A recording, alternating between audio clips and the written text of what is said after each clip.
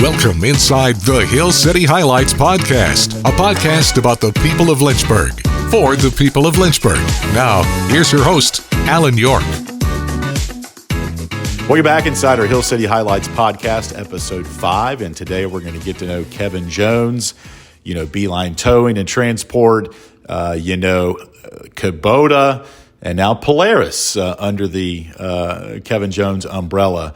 And Kevin, I've been in Liberty and Lynchburg since 2010. You were one of the first few people I did meet from a Liberty branding sponsorship standpoint with what you do with Beeline Towing. I want to dive into your career and kind of how you got into what you're doing here today. Born and raised in the area, went to Brookville High School. What was life growing up for you? And how did you garner the interest of what you're actually doing here today?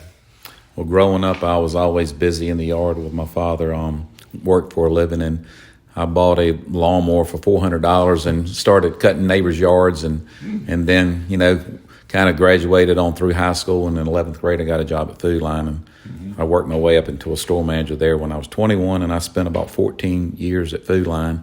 And then I had an opportunity to start hauling some wrecked cars for insurance companies and auctions, and I bought a truck and left Food Line, and I started with one truck and a one-man show, and actually this month, August, is 98's our 25th anniversary that we're celebrating. So I started with one truck, and now we've probably grown to about 45 trucks, and then had an opportunity to purchase the Kubota dealership in June of 17.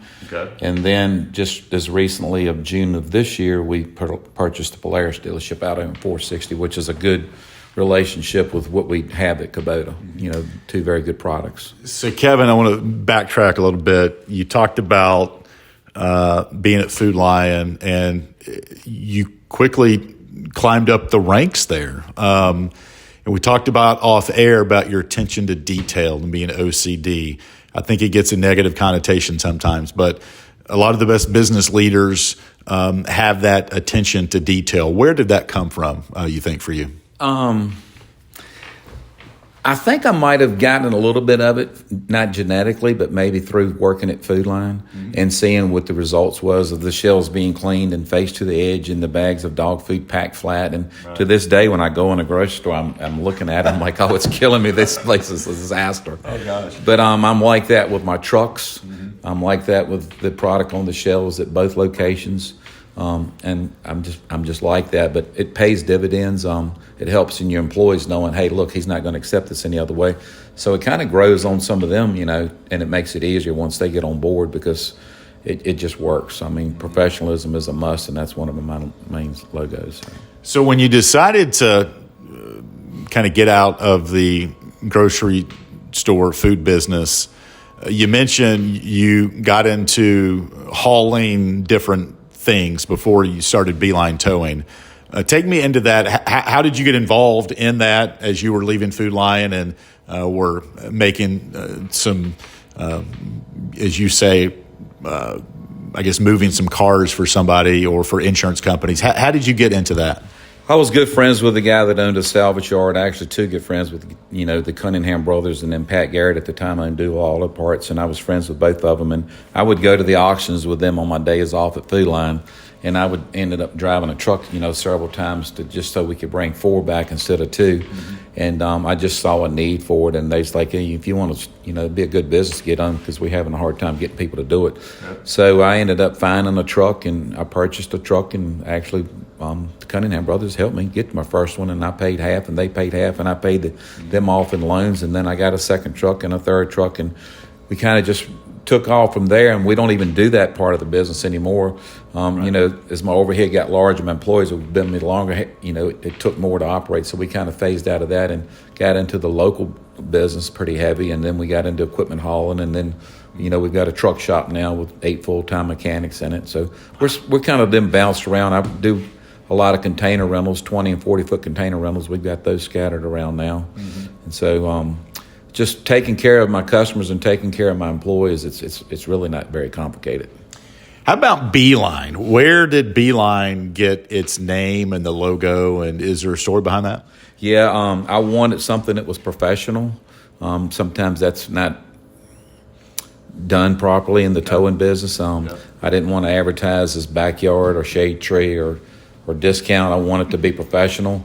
And back then, everybody said, "Hey, man, to be in the front of the phone book, you need to be A, B, or C towing." And I'm like, that did have some thought, but nobody knows what a phone book is these days. But I was having the honeybees at the time, raising honeybees, and I still am.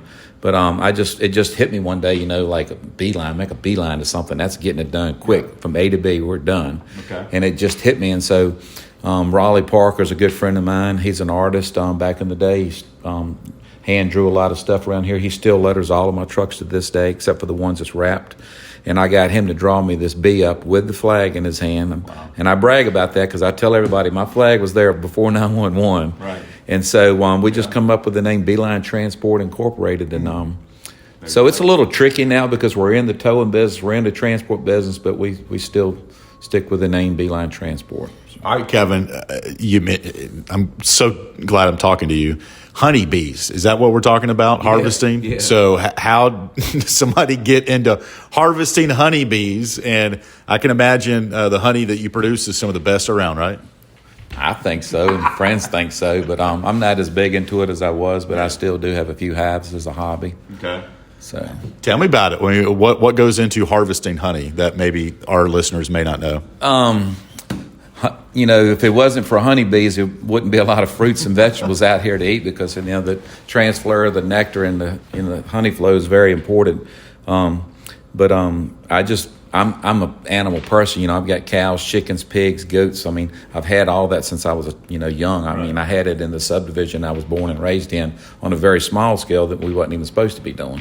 Okay. But and so the older I got, more opportunities and more land. I just kind of broadened that out. So we considerable into that now.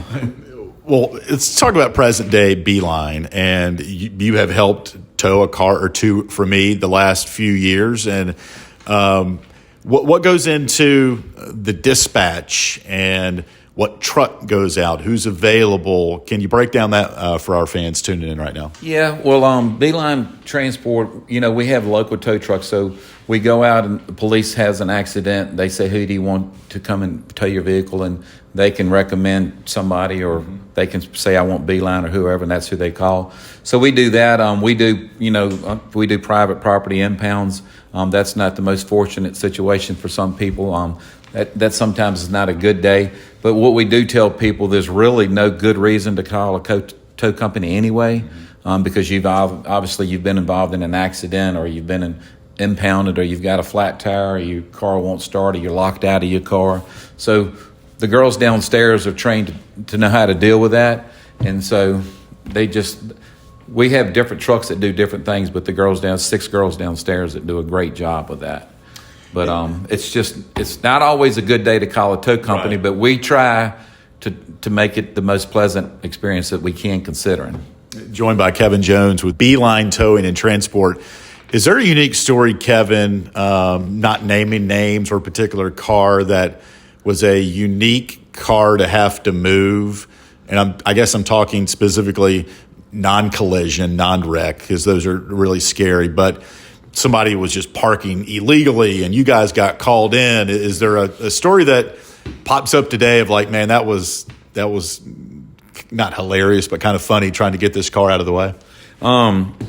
Well, it's not a secret that we do impound some vehicles parked at Liberty University.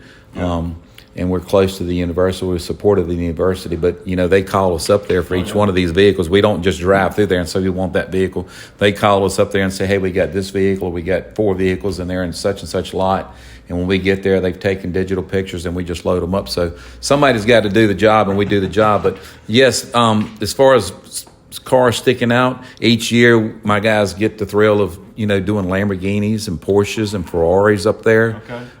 And some of those students are fortunate enough to have those vehicles and obviously don't want them towed or touched. Mm-hmm. So they park them in the most difficult situations thinking that we can't get them, right. But we manage to always show up over here at Beeline with them and no damage and have the luxury of taking pictures of them.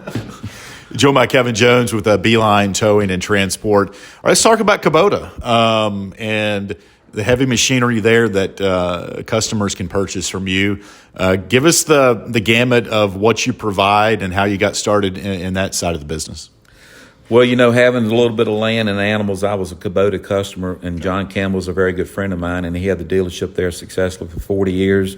And I already knew that buying a Kubota dealership was kind of like winning the lottery in some people's eyes. Yeah. And so he was wanting to retire and come up with a succession plan to do that. And he approached me several times over a year and saying, hey, if you'll buy this place and clean it up and run it like you do Beeline, you can pay for it in no time. Mm-hmm. And so that's kind of where that started, and that process took about a year, and we were able to close on that in June of 2017. So it kind of fitted for me. I liked the product, and I saw the potential there to bring on other lines there and put the right staff there and just kind of really grow it. So what we've done down there is we've more than tripled the amount of sales that we've done down there in the last 6 years. Mm-hmm. So we've done a great job down there. But then it's like I tell everybody. They ask me all the time. It's like, man, you got to take care of your employees, and your employees would take care of your customers, and then it's just a repeat business that never stops. How about Beeline? How far do you go out for particular instances? And Kubota, what's your sales radius around the state and regionally? Well, with Beeline, we price going pretty much anywhere, but my drivers are home every evening, so I would say a 250-mile circle. That's part of my plan, is to make sure my guys are home every evening, because one group of these guys are here on call 24/7. So that's something we always try to make sure everybody's home, in the evening. So we don't do much traveling way away. We do on a rare occasion. Kubota, those areas are kind of protected by the corporate. So I would say at Kubota, you're looking at about maybe a 100-mile circle. That's our market that we concentrate on. Wrapping things up with Kevin Jones with Beeline Towing and Transport. Polaris, you mentioned recently, Kevin, a new part under your umbrella. Those are some, you call them fun toys to, dune buggies or whatever you want to call it, water equipment type of things. Where's your interest in that, and how'd that come about for you? Well, the interest in that was because of the Kubota. We have what we call a recreational terrain vehicle. Kubota makes a really good product. They're very dependable. They're not known for their speed. Mm-hmm. Polaris is a really good product that's known for their speed. And so when you come to Kubota, you're looking for something that goes 50 or 60. We don't have it. Yep. If you go to Polaris and you're looking for something that's slow, they didn't have it. So now I have both. And it's a really good relationship to have those two together. Yeah, it seems like you're fitting a puzzle together, of connecting needs with your customers. A couple more thoughts here, Kevin. You mentioned multiple times during this chat about your employees and how they're like family to you. And now you've got 3 different types of companies that you are running, and it takes different people to run those companies. So how do you evaluate talent and employees and find those diamonds in the rough that can help lead your companies to the success they're having right now? A lot of that's done sometimes with me before even the interview process. We've had really good success hiring people that somebody that works here as a really good employee knows. Mm-hmm. We've got a lot of family that works here, brothers and sisters, husbands, wives, brothers, sisters, stuff like that. And that's really been part of that success, is just trying to bring in somebody that knows fits. And I don't overhire. I'm not going to hire somebody that's got an 8-year degree in something that's not even related to what we're doing. Right. I try to hire the guy that fits what we doing as selling tractors, or we're doing as far as working wrecks and getting in the ditches and stuff like that. So a couple more thoughts here. How about your typical day to day? You mentioned the employees. You're pushing it, you're getting close to 100 that are under you. How do you go about managing meetings, and how does that all come about? When you're talking about 3 different companies and having those good people work under you, do you have like management leaders that report up to you, et cetera? Basically, at all 3 locations, I've got key people that really support me and what I want to accomplish there. Yeah. And we communicate a lot, daily. And I'll make my circle, and I try to get to each location at least once and sometimes twice a day. Mm-hmm. And I'll never get big enough to where I can't do that. So that's probably going to be what might slow me down one day, because I'm just going to always try to keep it close. and all of my employees know that they all have my cell phone. Right. And they can call me for anything that they need or don't agree with or something like that. But I've surrounded myself with some rock star. All of my employees are great, but I've got key people at each location that they've bought into the program and what I want to accomplish. Remember a few years back, you were doing what we would call a program ad in the Liberty football program, and you talked about, hey, I've got this new truck. I want to focus the new truck on this picture of this ad. And it was kind of the leading technology of what you do from a beeline towing standpoint. How do you keep tabs on the future of your businesses and what is next in the towing and Kubota and Polaris? How do you go about doing that?